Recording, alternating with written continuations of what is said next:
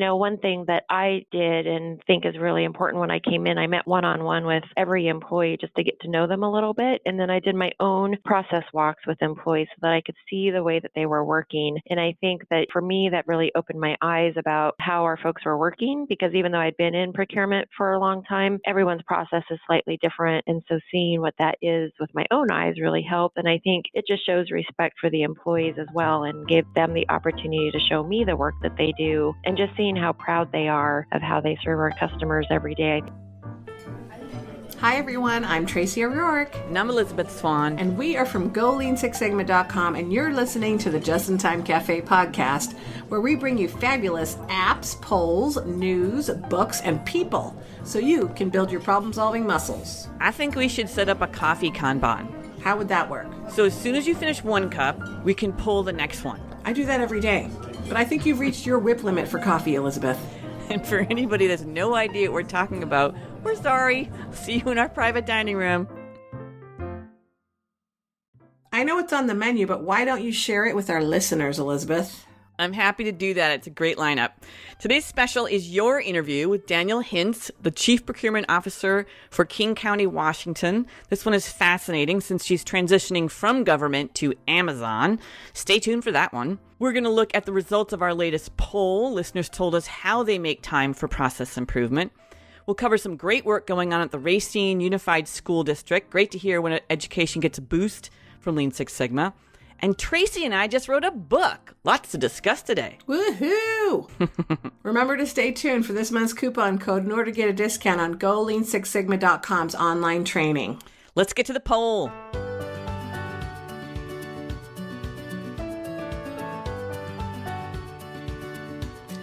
This poll addressed the not enough time to get stuff done problem. Right. This month, we asked listeners how they like to schedule improvement work. Our survey question was, what is your preferred method of making time for process improvement? And the options we gave people were A, schedule an hour a day at the same time. B, set up regular weekly, bi-weekly team meetings. C, carve out a whole day for it every so often. D, catch up on weekends. I hope this doesn't win.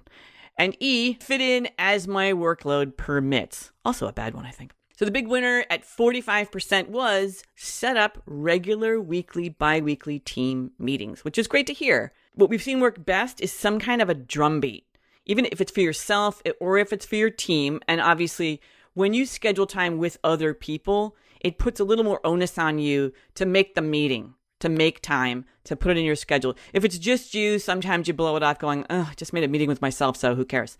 So if you make it with other people, and then it becomes not just a meeting, but a work meeting. Sometimes people change the name of those meetings to call it, project workshop, from 10 to 1 or whatever. So it's a great way to set aside that time, make sure that things happen. So that's a great technique. And I'm happy to see the poll results reflect that. Tracy, do you want to go over the rest of the poll results? The runner-up was fit in as my workload permits at 25%, and almost the same percentage, 18, schedule an hour a day. 10% carve out a whole day every so often, and then there's 4% that catch up on weekends.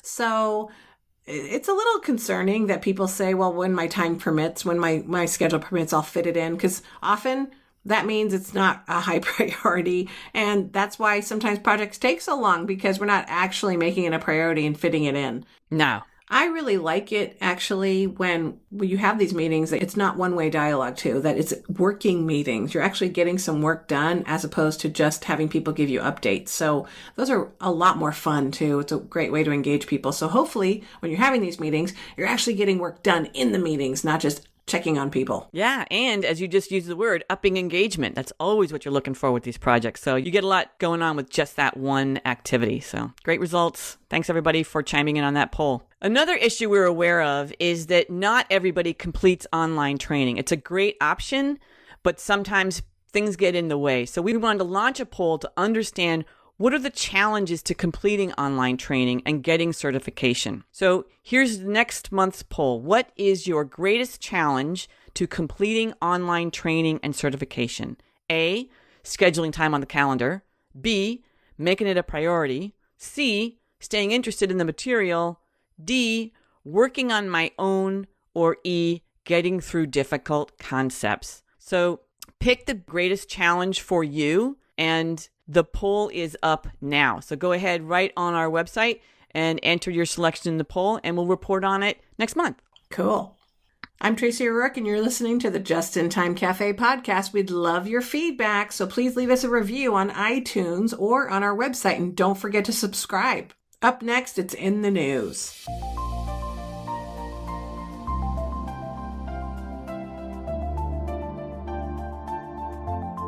So, Elizabeth, what's going on in the Racine Unified School District? This next news item comes to us from the Journal-Times in Wisconsin, and it's written by Caitlin Sievers. Kamaljit Jackson is Senior Accountability and Efficiency Officer at Racine Unified School District, and she's worked to ensure the whole school board went through white belt training, which is pretty big, and she just wanted to get the basic principles of Lean Six Sigma. And she's working to get improvement ideas from staff in all departments. She's asking teachers, janitors, secretaries, central staff members. She's doing a ton of outreach and making sure there's a very high level of involvement. The district already has used this practice to review their enrollment process and to develop changes in the middle school. So they're already putting it into play. They're also using data from various student assessments to ensure classroom strategies are also effective. So they're going right to a classroom level, which is great. I just love hearing that process improvement is being applied to the educational system. We love to hear more from Kamaljit Jackson. Sounds like she's a mover and a shaker. We'll have to reach out to her. Yes, bravo. Thank you for trying to make our educational systems better. Awesome. I appreciate it being a mom. I'm Elizabeth Swan, and you're listening to the Just in Time Cafe podcast. In a short while, we'll get to Tracy's interview with Danielle Hintz of King County, Washington. But first, we need to tell you about our new book. Yeah, we wrote a book. We did. We've never done it before, and it took a while. It is a tool book, but it's like no other tool book you've ever seen. Not that we're biased. We got a lot of requests from people who use our online training as well as our listeners. And people just want a simple guidebook with a few basic tools, some instructions, some examples, and how about not boring? Super fun. So we created the Problem Solvers Toolkit, a surprisingly simple guide to your Lean Six Sigma journey. We wrote it in the style of a road trip. So there's travel kits, instructions on how to avoid potholes, as well as some sightseeing when you want to know more about a topic. And it includes the staff at the Bahama Bistro, just like the training, and they provide examples along the way. It's full of infographics and lots of great visuals. And again, we built it to make it easy for everyone anywhere to build their problem-solving muscle. And it's fun. It's like going on a road trip, but for your Lean Six Sigma journey. And I love road trips. How about you, Elizabeth? I'm totally into road trips. We cover 35 basic tools and concepts to get you on your way. It's an ebook. It's free with Green or Black Belt training. And you can also buy it for $29 on our site, and it's available on Amazon too. Did we mention we are really proud of it? We could always mention it again. And a big shout out to Julius Pexon, who partnered with us on the graphics, and to Sion Lee, who created the Bahama Bistro and all its inhabitants in the first place. Tracy, we wrote a book! Woohoo! It's time to announce the coupon code. This code is for 20% off any of our Lean Six Sigma training and certification courses: white belt, yellow belt, green belt, black belt, and lean training. And if you've joined us at the Just in Time Cafe, just use coupon code 20CHAI. That's 20CHAI during checkout. Make sure to use it soon, though, because the coupon code will expire at the end of June. I think chai is a good alternative to coffee sometimes. I agree. Coming up next, it's today's special. Tracy, give us a little preview of your interview with Danielle Hintz. So I've had the pleasure of working with Danielle Hintz and seeing her positive leadership impact and influence on her team. She is an exceptional leader, and she's been a trailblazer with combining leader standard work concepts and straight up leadership development for teams. That includes things like huddles, visual boards, A3 coaching, and she's been working with Integris to spearhead leadership development and building cohesive teams. And although she is leaving government, and I know that they're sad to see her leave, her new role at Amazon will still be involving and making government better. I'm really excited to talk with her.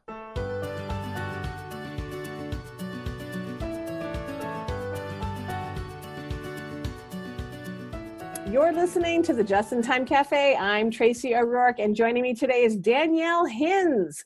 Danielle's role currently is the Chief Procurement Officer at King County. She is the Value Stream Manager for the $2 billion Procure to Pay value stream.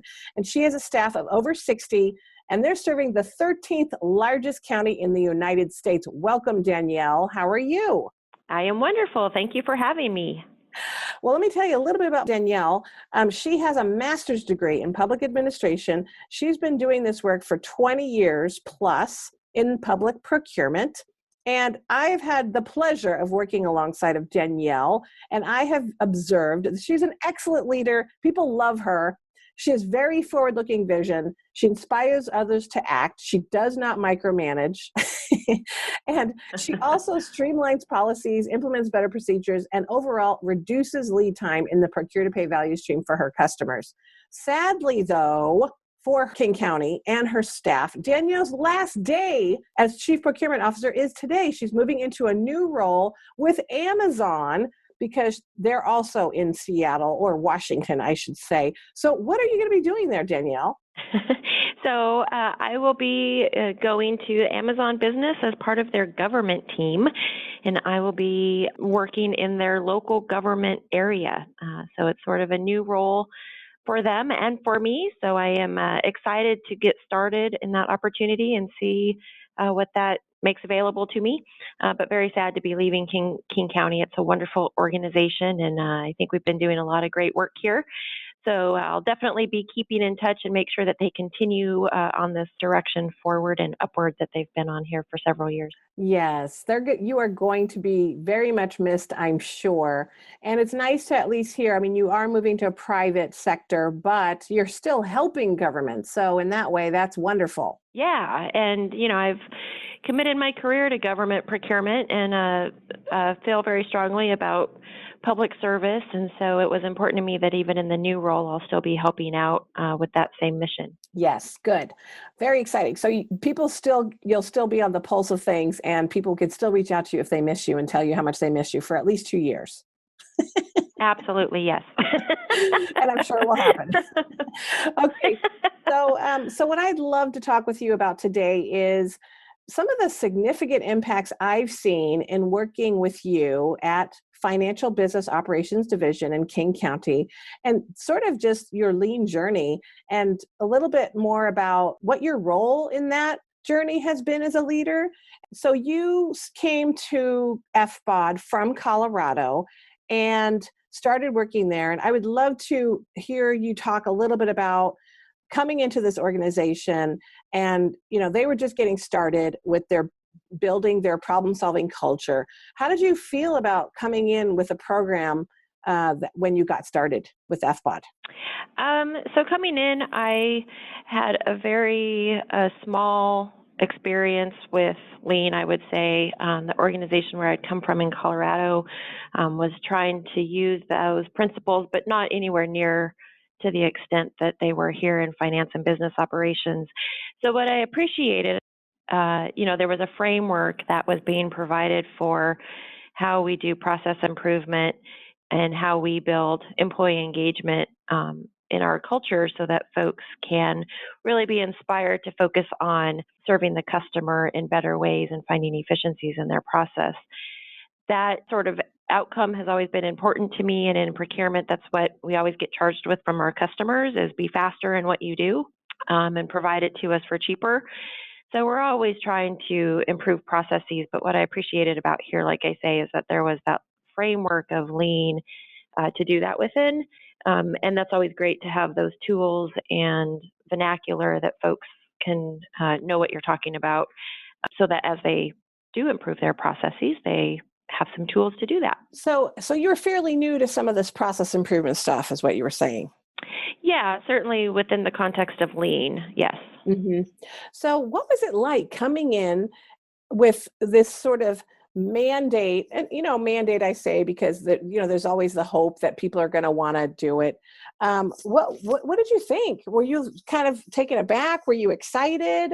What was your feelings behind kind of getting started with something like that? For me, I was excited because, like I say, I think having the structure in place to do process improvement and show successes in that area and be able to identify other areas where there's room for improvement is really good. And I've always appreciated being able to make stuff visible, and the use of visual management, visual controls here in FBOD was already in place, and lots of whiteboards on the wall and whatnot. So the opportunity to be able to use that tool to figure out what's going on and how we can make things better, I think was very exciting to see that stuff was already in existence and folks already sort of knew philosophy was around it, I guess, even if they weren't using it on a regular basis. So there were some tools and approaches that you mentioned, visual boards and problem boards and huddles and leader standard work. All of these things were things that FBOD implemented to start to build problem-solving muscles and develop a lean culture. What did you think about those tools and those applications? Did you feel like some of them were more successful than others, or did you have one that you felt like worked really well? So I think they all have their place, I guess is what I would say. And I think the challenge, especially when I was newer to the organization, was figuring out where the right place was to insert the different tools.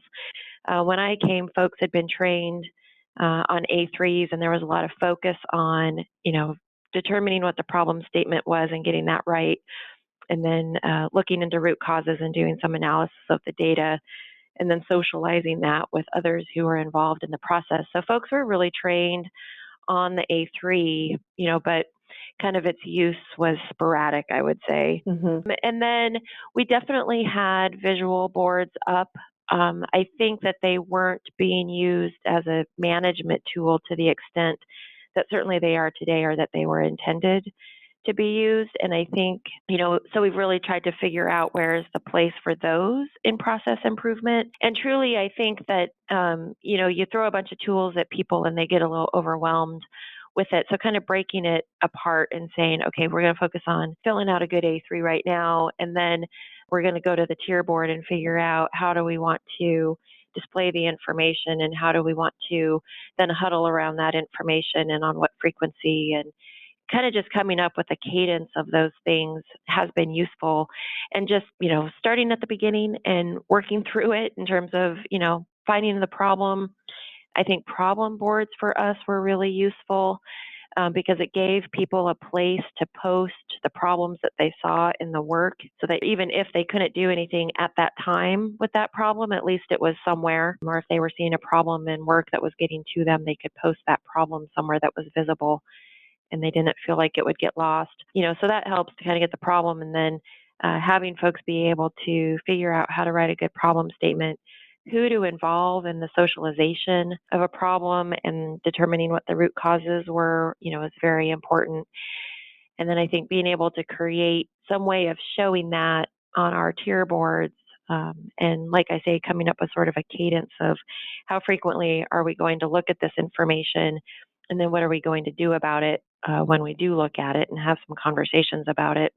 So I think all of these tools are useful, but I think that you have to decide where to start, and just start with, a few tools, and then build as you go, because I think the other tools become more important as you move through the process. Yes. So of the 5 sections at FBOD, you guys were really the first group to decide that you're going to have an established daily huddles in front of your board. So how has that improved your team in general? So have you noticed how that has helped? Yes, we've been doing, our leadership team has been doing daily huddles now for probably close to a year. And I was really inspired to do this in going to a lean tour at Nordstrom's. They had some of their teams that were doing daily huddles in front of a visual board. And I came back and wanted to try it because some of the problems they were using their board to solve were problems that I felt we had as well. So primarily it was that we and the leadership team rely on each other for a lot of different things, including information to go back and forth between teams. And there were some gaps there in terms of folks getting information in a timely manner. Folks also wanted to know what was going on in other areas, especially as it might impact their own team and what was going on at any given day.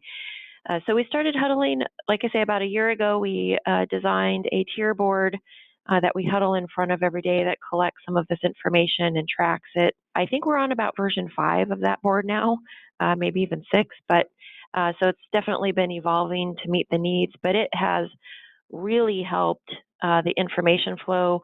Folks know who's waiting on them for what information and when it's due by. We check in on that every day. So if there's questions about what the expectation is or when it's needed, or if there's hiccups in being able to pull something together, we're able to address that on a daily basis instead of waiting until it's due and then going, oh, crud, I couldn't get it because, I didn't understand what you were looking for or something like that. So, and people really, quite honestly, hate having their name on the board as somebody's waiting on me. So people hate having their name on the board. And so folks are getting stuff done ahead of deadlines and whatnot, just so they can get their name off the board. So yeah, it's been super effective.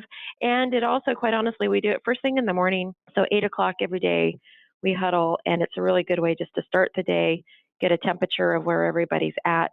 If there's something going on that somebody needs to address, we're able to do that first thing in the morning. Mm-hmm. So it's just, it's been really good for the whole team.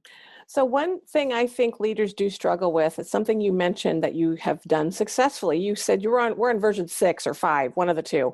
And sometimes people just say, we tried it, it didn't work. And they don't my sense is that they're not necessarily gathering feedback from the people that use the board. So tell us a little bit about how you were able to allow that to happen and promote that.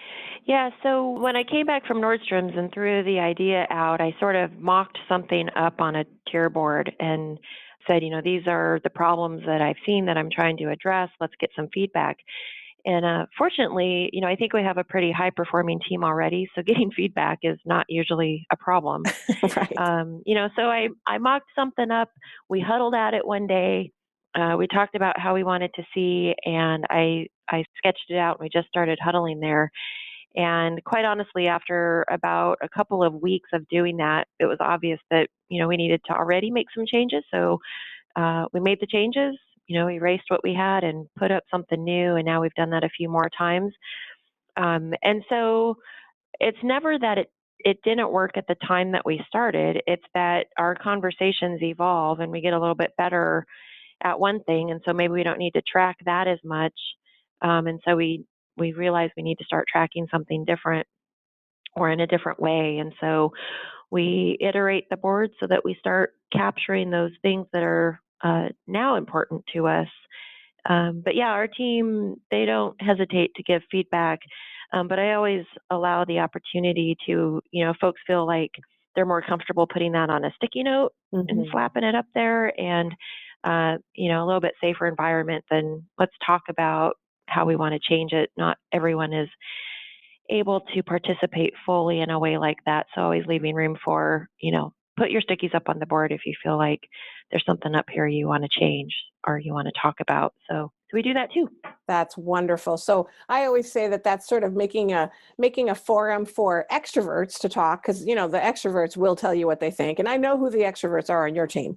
And then for the introverts who don't really want to partake in that kind of engagement as much, they can put Post-its. So it's wonderful that you were able to channel that. So that I'm sure they appreciate.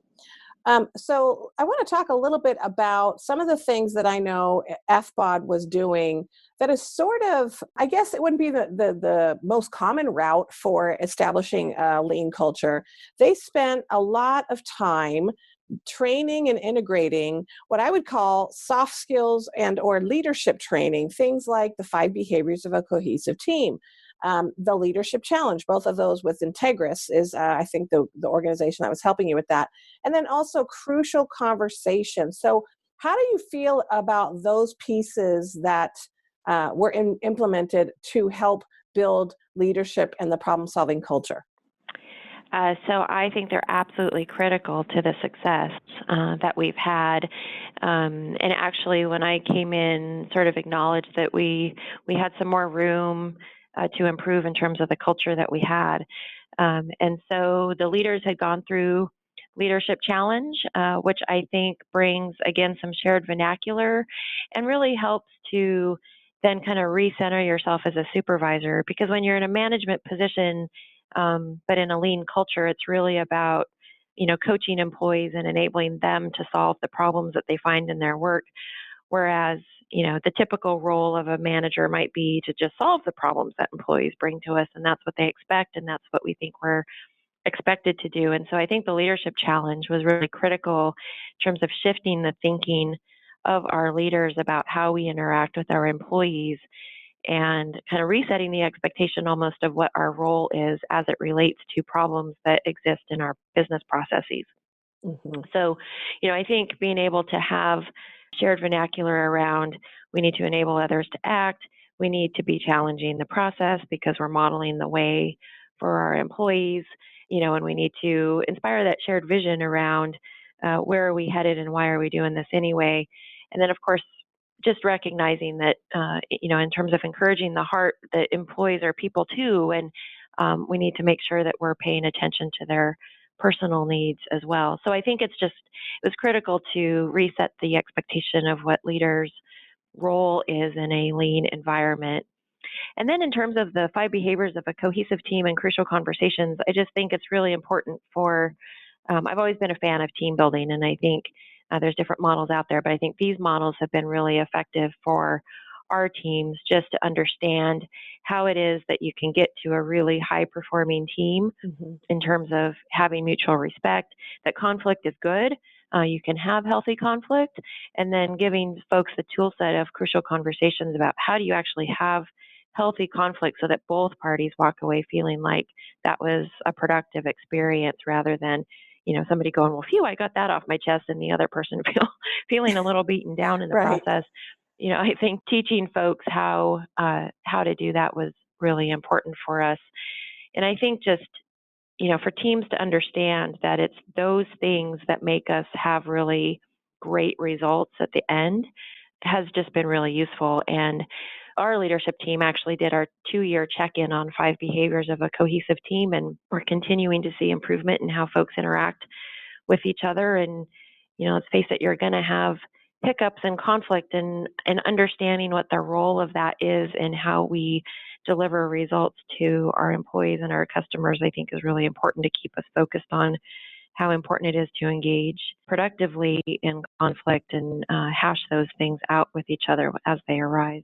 So they have the tools for when they do have conflict. And I know that sometimes, just like you said, sometimes managers shy away from conflict because they don't necessarily know how to handle it or what to do. And having that productive conflict and challenging the process, those pieces, I think, how do we make that better and how do we actually mine for that are very positive things that I think people avoid. Yeah, and I think just actually talking about how you're supposed to be having conflict, right? Because I think sometimes we're sort of trained, to be nice, right? And so people then think that if you are having conflict with someone, that must mean you're not doing what you're supposed to be doing. But in actuality, talking about how, no, there's healthy conflict, and that's what we need to be having in order to make sure we're really looking at an issue from all sides and taking into account everyone's perspective to come up with the best result. I just think that's really important to set that expectation. So your group in particular really embrace it. And I want to believe it's because you are a really good leader. You really embrace these tools. And ultimately, I think what's interesting is your employee engagement scores have increased over the last couple of years too. So you guys do an employee engagement score, and I also noticed that there was that was also increasing. Can you tell us a little bit about that? Yeah, so starting about 3 years ago, the county started doing annual employee engagement scores, and you're exactly right. Over the 3-year course of those for procurement and payables, we have increased each year. And we have continued to be on kind of the high end of the county, quite honestly. Mm-hmm. We have a higher score than most other folks in the county, and so does FBOD.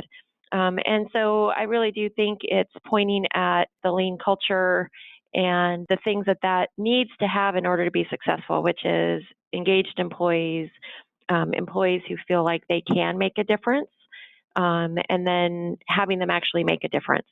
So I think where we've seen success is by really encouraging employees to participate in process improvements that positively impact their work, and then for them to see the results of that, which, if their own process is better, that's awesome. But if their customer's process is better, that's even awesomer. And that's what we're really doing is we're making our customers' experience with our processes better. And that is because our employees are embracing process improvement through lean and figuring out ways to improve the customer's experience. And so when they see that happening, I think they feel better about the work that they're doing and feel supported by their leadership team. And it just makes a much better overall environment for them to come to work in every day. Yes. So really, it's a tremendous success story. So I'm really glad you are taking the time to speak with me and share your experiences with our audience, because you have measurable success in terms of what you're doing with lean, how that is affecting your teams, the productivity, your employee engagement. And that those are very hard things to measure. And the kinds of improvements you've seen over the last 3 years are pretty significant. Can't argue with that. What advice do you have for leaders about being a better lean leader? So I think just patience, quite honestly, and consistency, and that you have to model the way. I think we have to take baby steps, like I was saying earlier. I think start with a couple of the tools and get really good at those, and then start figuring out how to make other tools work for you. As the culture matures, I guess, in terms of how it's using lean, then you can introduce some other tools, and folks can see the benefit of those.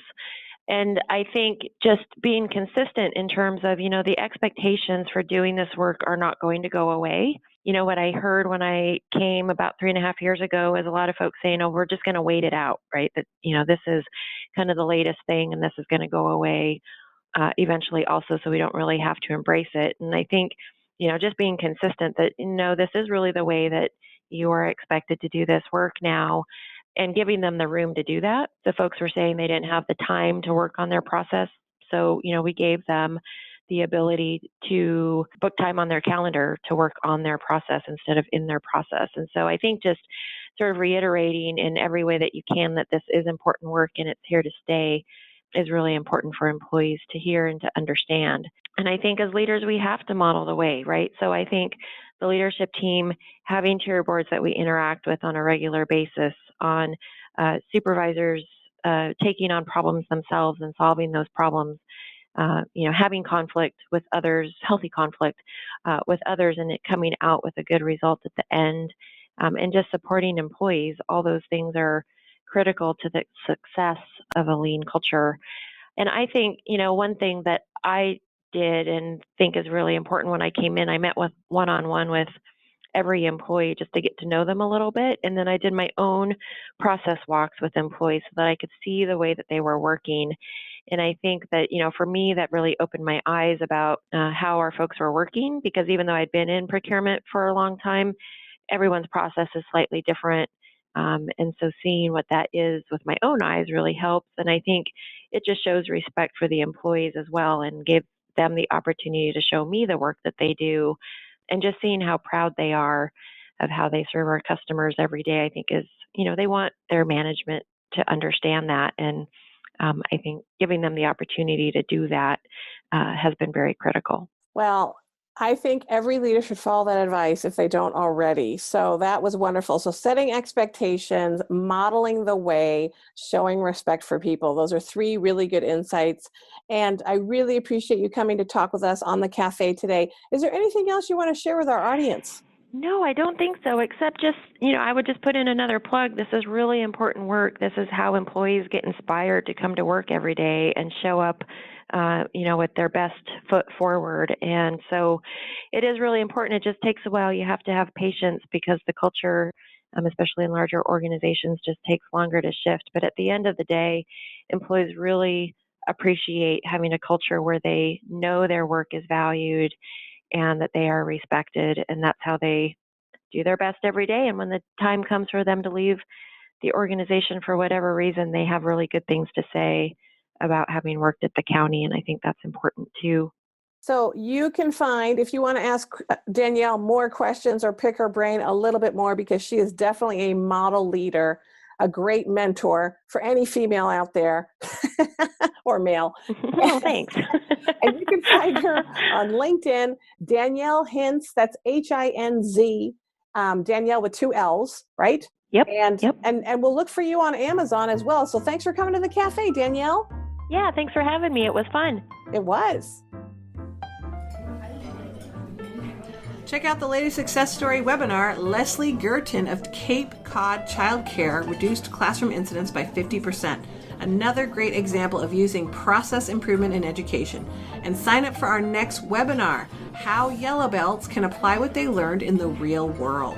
And join us for next podcast episode where Tracy interviews the Vice President of U.S. Operations and Service at TaylorMade Golf Company, Kevin Limbach. Thanks for spending time with us at the Just in Time Cafe. We'll be back in 2 weeks.